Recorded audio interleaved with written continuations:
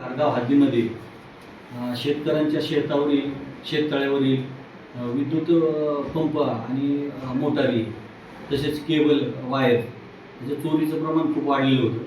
सर्व स्तरामधून तक्रारी येत होत्या आणि पोलीस ठाणे घारगाव येथील आमचा सर्व स्टाफ यांनी खूप प्रयत्नांती एक 3 चोरांची टोळी पकडलेली आहे.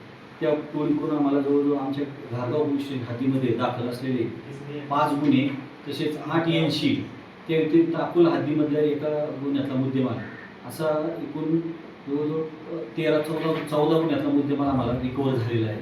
आणि विशेषतः यातील जे शेतकरी आहेत शेतकऱ्यांच्या 100% गुन्ह्यातली रिकव्हरी झालेली आहे. यातील सर्व शेतकऱ्यांना मी आवाहन करतो आपल्या माध्यमातून की आपण चोरीचा जो मुद्देमाल आहे आरोपी किती जरी सांगत असला की हे माझी वस्तू आहे किंवा माझ्याकडची आहे, जुनी आहे, वापरती आहे आणि तो विकण्याचा प्रयत्न करत असताना कुठल्याही शेतकऱ्याने पूर्ण खात्री करावी आणि मग खरेदी करावी. असा चोरीचा मुद्देमाल जर आपण खरेदी कोणी केला नाही तर ह्या आपल्या शेतबांधवांच्या चोऱ्या यापुढे होणार नाही. तसेच मी जे भंगार विक्रेते आहेत आजूबाजूचे घारगाव पोलीस स्टेशन हद्दीचे आणि आजूबाजूच्या आमच्या बाजूच्या लगतच्या पोलीस स्टेशन हद्दीमधील सर्वांना नम्र आवाहन करतो की आपण कोणत्याही व्यक्तीकडून केबल जाळलेल्या अवस्थेत किंवा लाईव्ह अवस्थेत कोणत्या प्रकारच्या केबल खरेदी करू नये. अन्यथा यापुढे जर कधी आम्हाला असं काही आढळून आले पुढे तपासामध्ये निष्पन्न झाले तर कोणाची गय केली जाणार नाही. 100% संबंधितांना त्यामध्ये आरोपी केले जाईल.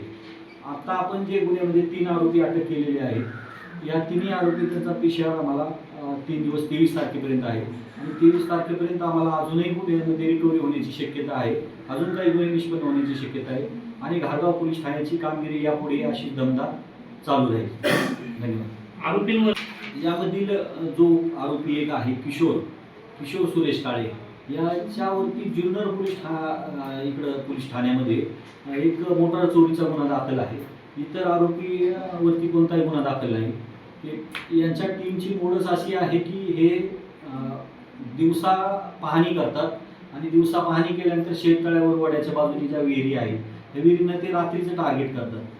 तरी शेतकऱ्यांना माझं असं आव्हान राहील की आपल्या शेतामध्ये अनोळखी कोणी जर दिसत असेल तर त्याला आपण हटकलं तर तो डेअरिंग अशा प्रकारची करणार नाही किंवा अशा प्रकारची कोणी फिरताना आपल्याला दिसून आले अनोळखी लोक तर ते संबंधित पोलीस स्टेशन इथे त्यांनी कॉन्टॅक्ट केला पाहिजे आणि आज संबंधित त्याची माहिती दिली पाहिजे.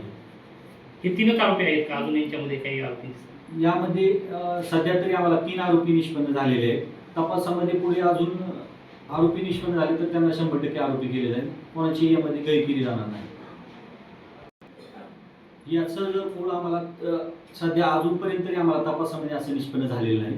पण यापुढे जर तपासामध्ये आम्हाला अशा प्रकार निष्पन्न दिसून आला किंवा आढळून आला तर आम्ही संबंधित जे गावामधील दारू विक्रेते असतील अवैध दारू विक्रेते असतील त्यावर यापूर्वी वारंवार कारवाई करत आहोत.